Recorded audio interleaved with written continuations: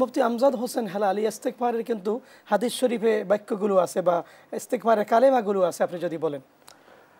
ইস্তেগফার মৌলিকভাবে যে বিষয়টি আমাদের শেখ আবুল কালাম আজাদ সাহেব বলছিলেন যে ইস্তেগফার অর্থ হলো আল্লাহ তাআলার কাছে ক্ষমা চাওয়া, আসলে তলবে রহমত। ইস্তেগফার মানে হলো আল্লাহ তাআলার কাছে ক্ষমা চাওয়া, এর সাথে তলবে রহমত তালাশ করা, দুটো বিষয় কিন্তু। হ্যাঁ, আচ্ছা, ঘরের মধ্যে ঘর থেকে আমি গরম হাওয়াটা বের করে দিই, ঠান্ডাটা প্রবেশ করাই, তাহলে এখানে কিন্তু আরামদায়ক হয়। ঠিক একজন মানুষের ভেতরে ইস্তেগফার অর্থাৎ গুনাহটাকে বের করে দিবে, রহমতটা ঢোকাবে। পুরস্কার কি আল্লাহ তাআলা কোরআনে কারীমের মধ্যে বলে দিয়েছেন, যেটা আপনি বলেছেন হাদিসের আলোকে। আল্লাহ তাআলা সরাসরি কোরআন বলে দিয়েছেন যে ইয়া আইয়ুহাল্লাযীনা আমানু তুবু ইলাল্লাহি তাওবাতান নাসুহা, সূরাতুত তাহরিম।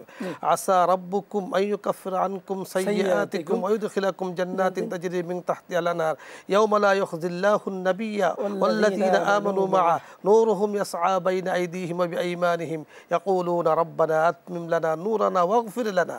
আপনি চিন্তা করেছেন, মানে এই যে আয়াত, এত বড় আয়াত, যে তাওবায়ে নাসুহা, যে অতীতে যেটা আপনি কাজী বাইজাবি রহমতুল্লাহ আলাইহি হাওলা দিয়ে বলেছেন, এবং হাদিসের মধ্যে বলা হয়েছে সকল কিছু মিলিয়ে অতীতে যা হয়েছে তার জন্য সংকল্প করা, লজ্জিত হওয়া এবং ছেড়ে দেওয়া, ভবিষ্যতে যেন না হয় তার জন্য সংকল্প করে, সকল কিছু মিলে যখন আমি তওবা করব, লজ্জিত হব, শর্মিন্দা হব, তা আল্লাহ রাব্বুল কারীম বলবেন যে এটার নাম হলো তাওবা নাসুহা।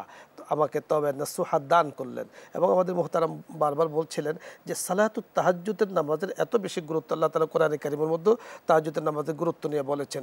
ঠিক ওই সময় উঠে যখন আপনি আল্লাহ তাআলার কাছে বলবেন কলবে জাকির দে মুঝে আর রোনে ওয়ালি বানা দে তাকে मैं रोता रहोगी तेरे रज़ा की वास्ते, আল্লাহ কলবে জাকির আমাকে দান করেন, যে কলবে শুধু আপনার জিকির আমাকে থাকবে। আল্লাহ এমন চক্ষু আমাকে দান করেন যে চক্ষু দিয়ে আপনার ভয়ে আমাদের পানি পড়তে থাকবে। এইভাবে যখন আল্লাহ তাআলার কাছে পড়বে, ওই সময় কিন্তু রহমত একেবারে দুনিয়ার কাছে, মানুষের খুব কাছে চলে আসে।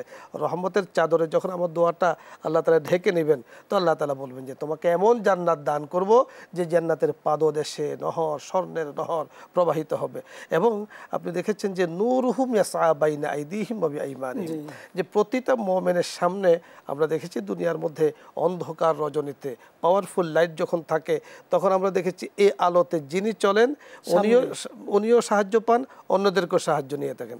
ঠিক একজন মুমিনের যখন তার তওবাটা কবুল হবে, আল্লাহ তাআলার কাছে রহমত চেয়েছেন, সেটা কবুল হয়েছে, তো এটা পাওয়ারফুল লাইটে রূপান্তরিত হয়ে যাবে। এবং তাকে নূরুহুম ইয়াসআ বাইনা আইদিহিম ওয়া বিআইমানিহিম, তার চতুর্পাশে এই আলোটা চকমক করতে থাকবে তাকে জান্নাতে নেওয়ার জন্য। এবং মুনাফিকরা তখন, তাফসীরে মাযহারিতে এসেছে, মুনাফিকরা তখন ডেকে বলবে, হে ভাই আমাদেরকে তোমাদের সাথে নিয়ে যাও।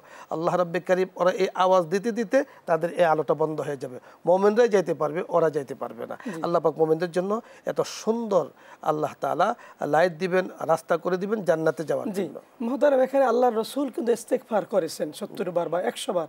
আল্লাহর রাসূল কেন করেছেন? আল্লাহর রাসূল করেছেন নিঃসন্দেহে যার কোনো গুনাহ নেই, নবুয়তের আগে পরে তো নিষ্পাপ সত্তা ছিলেন, উনি দৈনিক 70 থেকে 100 বার তওবা করেছেন। এবং এই তওবাটা করেছেন আমাদেরকে শিক্ষা দেওয়ার জন্য, উম্মতদেরকে শিক্ষা দেওয়ার জন্য। আল্লাহ রাসূল সাল্লাল্লাহু আলাইহি সাল্লাম নামাজ পড়েছেন, ইস্তেগফার করেছেন, জিকির করেছেন, সবচেয়ে বেশি ইবাদত করেছেন। একটা প্রশ্নের উত্তর দিয়েছেন হযরত আয়েশা সিদ্দিকা রাদিয়াল্লাহু তাআলা আনহা, রাসূলকে বলেছেন আপনি তো নিষ্পাপ, আপনার তো কিছু দরকার নেই। উনি কি বলেছেন, আফালা আকুন আবদান শাকুরা, আমি কি আল্লাহ পাকের আবদে শাকুর, শুকর গুজার বান্দা হব না? আমার আল্লাহ যে আমাকে এত নেয়ামত দিয়েছেন, তো আল্লাহ পাকের শুকর গুজার হলো মেইন, যে আল্লাহ তাআলা নেয়ামত দিয়েছেন। এই জন্য ইস্তেগফার দৈনিক 100 থেকে 70 থেকে 100 বার করেছেন। আমাদের তো আরো বেশি করা উচিত, আমাদের জীবনটা তো গুনাহে ভর্তি। আরেকটি বিষয় হলো ইস্তেগফার দ্বারা ইহ এবং পরকালীন উদ্দেশ্য হাসিল হয় ইস্তেগফারের দ্বারা।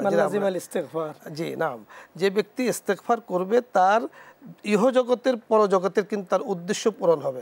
আমরা দেখেছি, আমরা যখন পথ চলি, রাস্তা চলি, আপনি এখন অনুষ্ঠানের পরে, আমি এখন অনুষ্ঠানের পরে আবার জায়গা যাব, ঠিক যেখানে আমরা থেকে যাব, যানজটের সমস্যা থাকে, বিভিন্ন সমস্যা থাকে, অর্থনৈতিক সমস্যা থাকে, যেখানে সমস্যা হবে ইস্তেগফার পরে আপনি বলবেন আল্লাহুম্মা ইয়া রাব্বি সাহিল, আল্লাহ আপনি এই কাজটা আমাকে সহজ করে দেন, আল্লাহ এই কাজটা আপনি আমার জন্য পুরা করে দেন, আল্লাহ আপনি কবুল করেন, তো আল্লাহ তাআলা কাজটা সহজ করে দিবেন। সুবহানাল্লাহ, ইস্তেগফারের এত পাওয়ার। আমি দেখেছি, আমি একবার হারামাইন শরীফে গিয়েছিলাম, তো আপনি জানেন যে কবুতরের এই পার্শ্বে যে ব্রিজ আছে, এই ব্রিজের নিচে প্রচণ্ড ভিড়, তো সেখানে মানুষ ইস্তেগফার পড়ছে, দুরূদ শরীফ পড়ছে। কেন পড়ছে তখন আমি চিন্তা করেছি এই ইস্তেগফার আর দুরুদের কারণে এই ভিড়টাকে আল্লাহ তাআলা সহজ করে দিলেন। সুবহানাল্লাহ, সুবহানাল্লাহ। চমৎকার বলেছেন মুফতি আমজাদ হোসেন হেলালি।